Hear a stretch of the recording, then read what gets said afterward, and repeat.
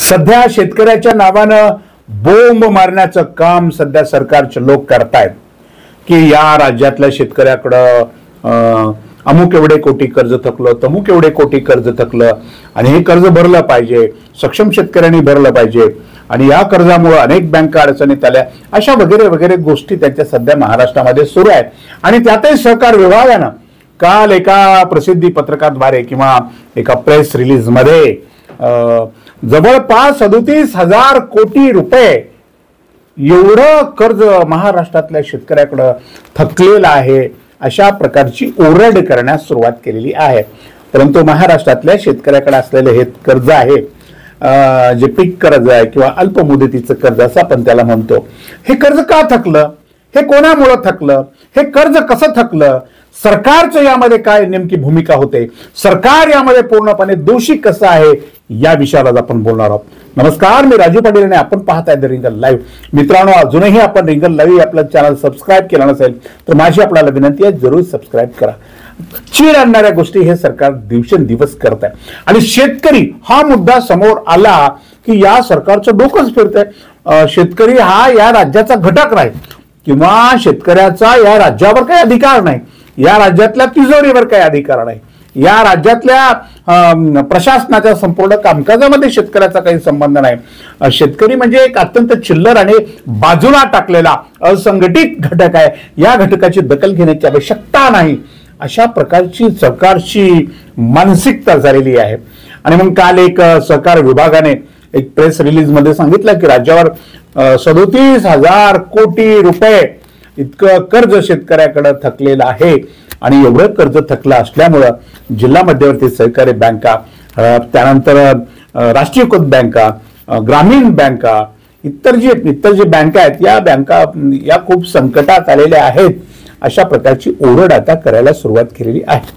मित्रांनो, गोष्ट खरी आहे की 37,000 कोटी रुपये हे कर्ज राज्यातल्या शेतकऱ्यांच्याकडं हे पीक कर्जाचं जे स्वरूप आहे हे थकलेलं आहे, ही गोष्ट मान्य आहे. अल्प मुदतीचं कर्ज हे थकलं, ही गोष्ट मान्य आहे. अरे पण हे कर्ज का थकलं, कोणामुळे थकलं, याचा अभ्यास या सरकारमधल्या या तिन्ही नेत्यांनी, देवेंद्र फडणवीस, एकनाथ शिंदे आणि अजित पवार, या तिघांनी केलाय का? हे कर्ज थकलं याला जबाबदार फक्त तुम्ही तिघे आहात, महायुतीचे नेते आहात. निवडणुकीच्या अगोदर तुमचं डोकं काम करत नव्हतं, सैरभैर तुम्ही सगळे झालेले होते. काय काय आश्वासना आम्ही लोकांना द्यावीत, काय काय लोकांना सांगावं आणि कसं सत्तेवर यावं, मग तो लाडक्या बहिणीचा असेल किंवा जे जे काही आहे राज्याच्या तिजोरीचं 3, 13, 9, 18 करण्याचे जेवढे बी काही निर्णय आहेत ना, हे सगळे या सरकारमध्ये बसलेल्या या 3 लोकांनी घेतलेले आहेत. आणि आज जे राज्य सरकारचे राज्याचे महाराष्ट्रातल्या 37,000 कोटी रुपये एवढं जे कर्ज शेतकऱ्याकडे थकलंय ना, हे फक्त या सरकारच्या त्या घोषणेमुळे थकलेलं आहे की आमचं सरकार सत्तेवर आल्यानंतर राज्यातल्या शेतकऱ्यांचा 7/12 आम्ही कोरा म्हणजे कोरा करणार. ही जी घोषणा अशी ना, ही मूर्खपणाची घोषणा, ही मूर्खपणाची घोषणा शेतकऱ्याच्याही अंगलट आले, बँकांच्याही अंगलट आले. या तिघांचं मात्र चांगलं झालंय, यांचं सरकार आलं, एक जण मुख्यमंत्री झाला, दोघे उपमुख्यमंत्री झाले, मस्त गुलगले खात आहेत, यांचं नुकसान नाही. बुडतायत त्या जिल्हा मध्यवर्ती सहकारी बँका, ज्या बँका या राज्यातल्या शेतकऱ्यांसाठी अत्यंत जिव्हाळ्याच्या आहेत. जिल्हा मध्यवर्ती बँकेच्या माध्यमातून राज्यातल्या शेतकऱ्याला 60%, 65% कर्जाचं जे वितरण होतं ना, हे जिल्हा मध्यवर्ती बँका करतात.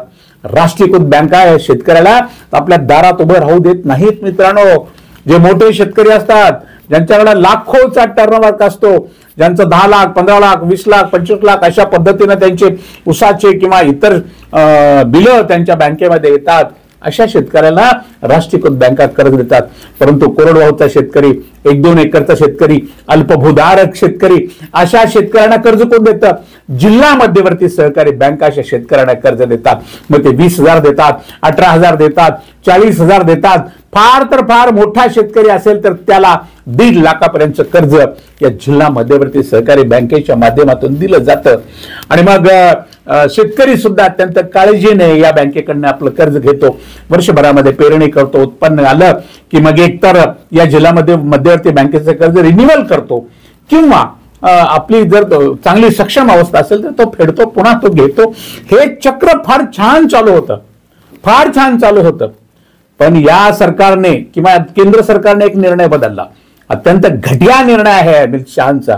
ते म्हटलं की यापुढे शेतकऱ्यांना जिल्हा बँकेकडनं किंवा कुठल्याही बँकेकडनं घेतलेलं जे पीक कर्ज आहे हे रिन्युअल करता येणार नाही. बघा, आता एखाद्याने जर 25-20 हजार रुपये घेतले आणि त्या 20,000 रुपयाचं व्याज भरून त्यानं जर ते कर्ज रिन्युअल केलं तर या सरकारचं किंवा या सहकार मंत्र्याचं देशाच्या आणि राज्याचं काय बिघडणार होतं. परंतु शेतकऱ्यांना यांनी संकटात टाकलं.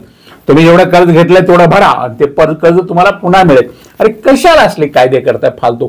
त्यामुळे राज्याच्या तिजोरीचा काय फायदा झाला किंवा असा कुठला काही भ्रष्टाचार वगैरे होणार होता का जो रोखण्यासाठी तुम्ही अशा पद्धतीचा अत्यंत चुकीचा कायदा करून शेतकऱ्याला अडचणीत आणला. उलट तुमच्या असल्या घटिया निर्णयामुळं शेतकऱ्याला 15 दिवस महिन्यासाठी का होईना आपलं कर्ज भरण्यासाठी सावकाराकडे जावं लागतंय आणि त्याचे 4 पैसे अधिकचं व्याज त्या सावकाराला द्यावं लागतंय. ही गोष्ट सरकारमध्ये बसलेल्या लोकांना कळत नाहीये. प्रेस रिलीज काढलं आणि शेतकऱ्यांच्याकडे एवढं कर्ज आहे म्हणून आपण मोठ्या आव आणून तुम्ही आता सांगताय, पण या कर्ज झालं हे दोषी फक्त तुम्ही तिघे आहात, राज्याचे मुख्यमंत्री आणि हे 2 उपमुख्यमंत्री. बघा, ते कर्ज राष्ट्रीयकृत बँकाकडे काय, राष्ट्रीयकृत बँकाचे 18,000 कोटी त्यांचं काय थकलं असेल ते थकलं असेल, त्यांचं काही वाकडं होत नाही, त्या राष्ट्रीयकृत बँका. परंतु जिल्हा बँका, जिल्हा मध्यवर्ती बँका ज्या महत्वाच्या बँका असतात की शेतकऱ्यांच्या बँका म्हणून ज्या बँकाकडे पाहिलं जातं, या बँकेचे 15,492 कोटी रुपये 15,492 कोटी रुपये आता थकलेले आहेत. आणि हे केवळ या सरकारच्या अत्यंत चुकीच्या घोषणेमुळे, चुकीच्या धोरणामुळे पूर्णपणे थकलेले आहेत. आणि काय झालं मित्रांनो, हे पैसे तर थकलेत, पण या शेतकऱ्यांना पुन्हा पीक कर्ज मिळालं नाही या चालू हंगामामध्ये. आताचा जो रबी हंगाम सुरू झाला, या रबी हंगामाच्या पूर्व सप्ताहामध्ये किंवा पूर्व महिन्यामध्ये जे कर्ज जिल्हा बँकांकडून मिळायला पाहिजे होतं, हे कर्ज म्हणजे जवळपास 37,000 कोटीचं कर्ज शेतकऱ्यांना मिळायला पाहिजे होतं. नवं कर्ज पहिलं फिटून नवं मिळायला पाहिजे होतं, हे कर्ज मिळालं नाही. त्यामुळे शेतकरी पुरता अडचणीत आला. कर्जमाफी तर तुम्ही केलीच नाही, परंतु शेतकऱ्याला पुन्हा कर्ज सुद्धा तुमच्या या दळभद्री धोरणामुळे शेतकऱ्याला कर्ज मिळालं नाही. शेतकरी अधिक संकटात गेलेला आहे. आता राज्यावर एवढं कर्ज झालं, एवढं कर्ज थकलं म्हणून ओरडू नका. आता जेवढे काही 37,000 कोटी रुपये थकलेत ना, हे पैसे एकनाथ शिंदेच्या शिवसेनेकडून, भारतीय जनता पार्टीकडून आणि अजित पवारांच्या राष्ट्रवादीकडून या बँकांनी वसूल केले पाहिजे. आणि या तिघांची ही नैतिक जबाबदारी आहे की हे सगळं कर्ज आता तुम्ही भरा. आता विनाकारण बोंब मारू नका शेतकऱ्याकडे पैसे थकले म्हणून. एकतर तुम्ही बोलल्याप्रमाणे वागत नाही, शेतकऱ्याचा प्रत्येक ठिकाणी छळ करण्याचे निर्णय तुम्ही घेता. ज्याला डोकंच नाही असा कृषी मंत्री तुम्ही आणून बसवला, तो काय वाटेल ते बरवतो, रोज एक वेगळं बरवतो.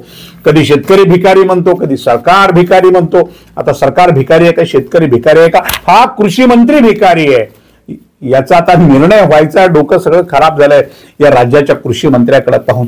अजित पवार खूप छान भाषण करतात, मोठ्या हिताच्या गोष्टी करतात. देवेंद्र फडणवीस खूप छान बोलतात, राज्याच्या विकासाचा जणू सोन्याचा धूर राज्यात निघतोय अशा गोष्टी करतात. एकनाथ शिंदे तर मी शेतकरी आहे म्हणून ते वारंवार लाईव्ह शेती करत असताना दाखवतात. खरं आहे, हे तुमचं तिघांचं हे ढोंग आहे. हे ढोंग थांबवा, हे भरा पैसे तुम्ही. एकतर तुम्ही शेतकऱ्याला कर्जमुक्त करा महाराष्ट्रातल्या, किंवा बँकांचे हे थकीत पैसे तुम्ही तुमच्या पक्षाच्या निधीतून तुम्ही भरा हे सगळे पैसे. ही तुमची नैतिक जबाबदारी आहे. विनाकारण शेतकऱ्याकडे एवढे पैसे थकले, तेवढे पैसे थकले म्हणून राज्यातल्या शेतकऱ्याला बदनाम करण्याचं काम करू नका. किती उद्योजकांचे किती लाख कोटी रुपये मोदी सरकारनं माफ केले त्याची जरा यादी तुम्ही काढा आणि बघा या देशात नेमकं काय चाललंय. गोरगरीब जनतेच्या घामाचा, कष्टाचा पैसा टॅक्सच्या स्वरूपानं जो मोदी सरकारला, केंद्र सरकारला आपण देतो, तो पैसा हा उद्योजकांचे, अंबानीचे, अदानीचे कर्ज, हजारो कोटीचे कर्ज, लाखो कोटीचे कर्ज माफ करण्यासाठी खर्च केला जातोय. आणि महाराष्ट्रातल्या गरीब शेतकऱ्याच्या नावानं ओरडता लाज नाही वाटत तुम्ही ह्या तिन्ही नेत्याला महाराष्ट्रातल्या, की या शेतकऱ्याची आपण का अवस्था करून टाकली. अरे बाबांनो, तुम्हाला कोणी सांगितलं होतं की राज्यातल्या शेतकऱ्यांचं कर्जमाफ करणार अशी घोषणा करा म्हणून? तुम्हाला लाडक्या बहिणीला 1,500 रुपये द्या म्हणून तुम्हाला कोणी सांगितलं होतं का? वृद्ध नागरिकांना तीर्थयात्रा घडवा असं तरी तुम्हाला कोणी सांगितलं होतं का? दिंडीत चालणाऱ्या वारकरी संप्रदायाच्या दिंड्याला 20,000 रुपये द्या असंच मागणी तुमच्याकडे कोणी केली होती का? तुमच्या स्वार्थासाठी तुम्ही काय करून ठेवलं या राज्याचं या राज्याच्या तिजोरीचे तुम्ही किती मोठं नुकसान केलंय.